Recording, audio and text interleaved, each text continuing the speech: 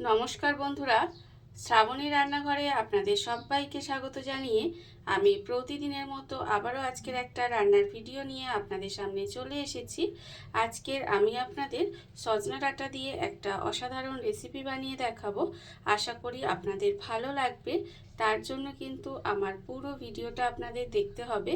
আর দেখা শুরু করার আগে একটা লাইক দেবেন, ভিডিওটা সম্পূর্ণ দেখে সুন্দর একটা কমেন্ট করবেন আর শেয়ার করতে ভুলবেন না। তাহলে চলুন আজকের আমি এই সজনা ডাঁটা দিয়ে কি বানাচ্ছি সেটা আপনারা একবার দেখে নিন। রান্নাটা করার জন্য প্রথমে এখানে দেখুন আমি কিন্তু সজনা ডাঁটা নিয়ে নিয়েছি। আর এই রান্নাটার ক্ষেত্রে একটু মোটা ডাঁটাগুলো নিলে তবে কিন্তু ভালো হবে। দেখুন এখন কিন্তু এক একটা সজনা ডাঁটা দেখবেন একটু মোটা মোটা হয়ে গেছে, আর এই মোটা মোটা ডাঁটাগুলো দিয়ে কিন্তু এই রান্নাটা ভালো হবে। ডাঁটাগুলো আমি এখানে টুকরো টুকরো করে কেটে রেখেছি, আর এই যে ছালগুলোকে ছাড়িয়ে নিয়েছি, নিয়ে ধুয়ে পরিষ্কার করে নিয়েছি। এটা কিন্তু এইভাবে একটু পরিষ্কার করে নিতে হবে। আর অন্যদিকে দেখুন গ্যাসটা অন করে একটা ফ্রাই প্যান বসিয়ে দিয়েছি। এবারে আমি ফ্রাই প্যানের মধ্যে দিয়ে দেব প্রথমে সর্ষের তেল।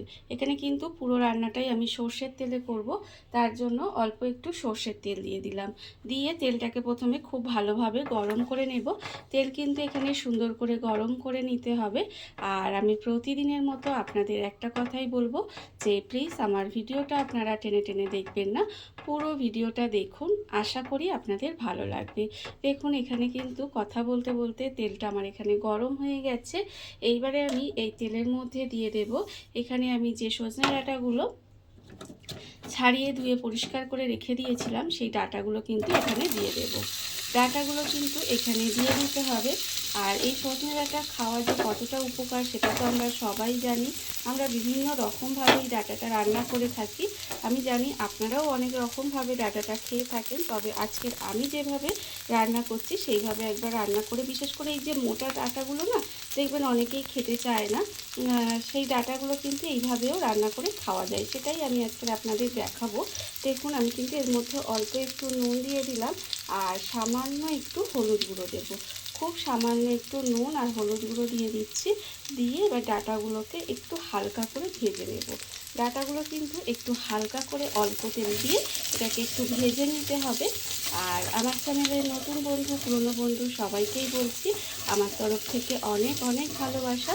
নতুন বন্ধুদের বলবো যদি আমার চ্যানেলটা সাবস্ক্রাইব করেন তাহলে পাশে থাকা বেল বাটনটা অবশ্যই প্রেস করে দেবেন, যাতে আমি যখনই কোনো নিত্য নতুন ভিডিও আপলোড করব সবার প্রথমে আপনাদের কাছে নোটিফিকেশান চলে যাবে এবং আপনারা আপনাদের সময় মতো ভিডিওটা দেখে নিতে পারবেন। আর পুরনো বন্ধুদের বলবো এইভাবে আমার পাশে থাকার জন্য, আমাকে এগিয়ে যেতে সাহায্য করার জন্য আপনাদের অসংখ্য অসংখ্য ধন্যবাদ।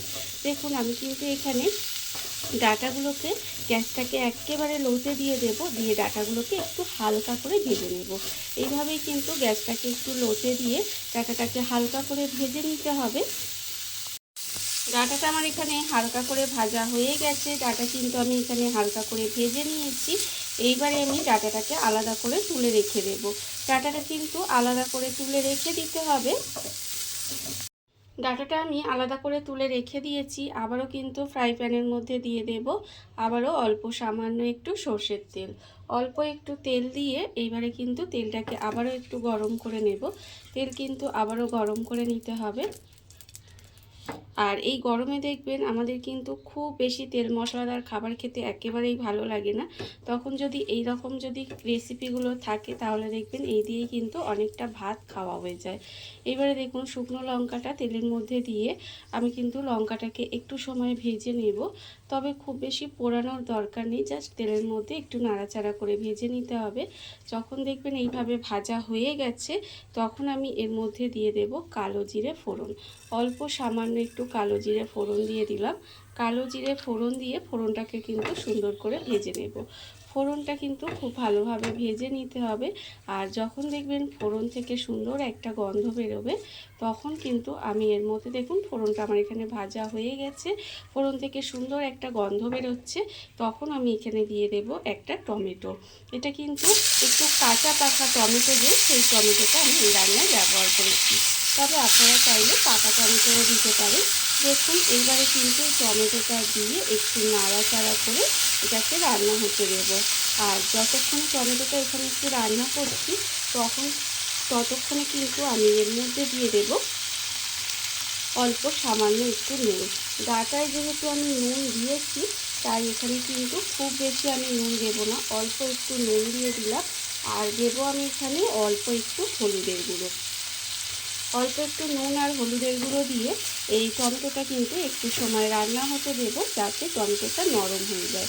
গ্যাসটাকে একেবারে লোতে করে দিয়ে এটাকে একটু ঢাকা দিয়ে দেবো, তাহলে টমেটোটা এখানে সুন্দরভাবে নরম হয়ে যাবে।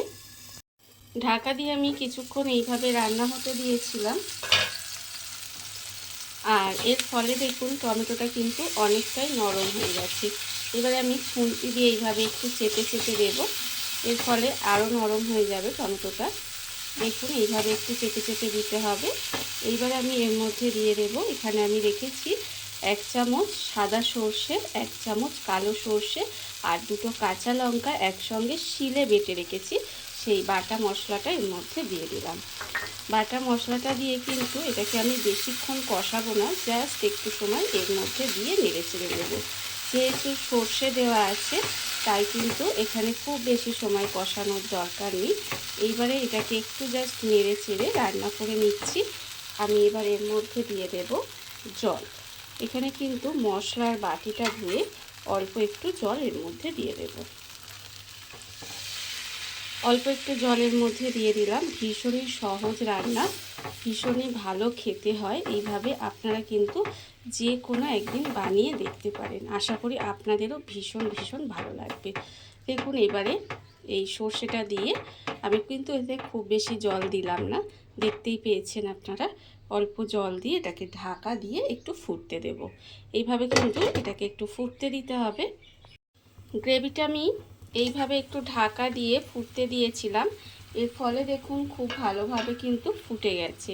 আর যখন এইভাবে ফুটে যাবে তখন কিন্তু আমি এর মধ্যে দিয়ে দেব যে ডাঁটাগুলো আমি এখানে ভেজে রেখেছিলাম, সেই ডাঁটাগুলো কিন্তু এখানে দিয়ে দিলাম।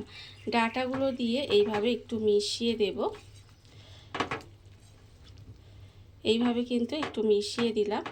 মিশিয়ে দিয়ে আবারও কিন্তু এটাকে ঢাকা দিয়ে একটু সময় রান্না হতে দেব। গ্যাসটাকে একেবারে লোতে দিয়ে দেব, দিয়ে এইভাবে ঢাকা দিয়ে একটু সময় রান্না হতে দেব। আর যতক্ষণ এটা রান্না হতে দিচ্ছি তার আগে এর মধ্যে আমি দিয়ে দেব অল্প সামান্য একটু চিনি। এই রান্নাটায় অল্প সামান্য একটু চিনি দিলে না নুন চিনির একটা ব্যালেন্স হবে, খেতেও ভালো লাগবে। তবে আপনারা যারা চিনি পছন্দ করেন না তারা নাও দিতে পারেন, তবে এটা কিন্তু মিষ্টি হবে না, অথচ একটা নুন চিনির ব্যালেন্স হবে, খেতেও ভালো লাগবে। এবারে দেখুন এই ডাঁটাগুলোকে এবারে ঢাকা দিয়ে একদম গ্যাসটাকে লোতে দিয়ে দেব, দিয়ে এইভাবে একটু সময় রান্না করে নেব। ঢাকা দিয়ে আমি কিছুক্ষণ এইভাবে রান্না হতে দিয়েছিলাম, এর ফলে দেখুন ডাঁটাগুলো কিন্তু খুব ভালোভাবে সেদ্ধ হয়ে গেছে। সেদ্ধ হয়ে গিয়ে এটা কিন্তু রান্নাটাও হয়ে এসেছে, এরকম একটু মাখো মাখো হয়ে আসবে তখন বুঝবেন রান্নাটা হয়ে গেছে। দেখুন কত সুন্দর হয়েছে, খেতেও কিন্তু ভীষণ সুন্দর হয়।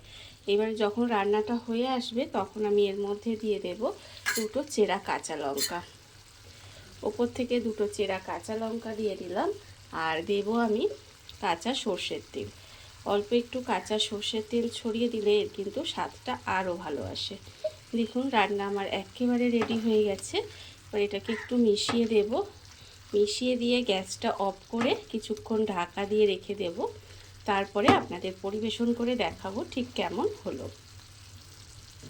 দেখুন বন্ধুরা, বাড়িতে থাকা কত অল্প উপকরণে কত অল্প সময় কত সুন্দর একটা সজনে ডাঁটার রেসিপি তৈরি হয়ে গেছে, আপনারা দেখতেই পেলেন। আর এটা কিন্তু খেতে ভীষণ সুন্দর হয়।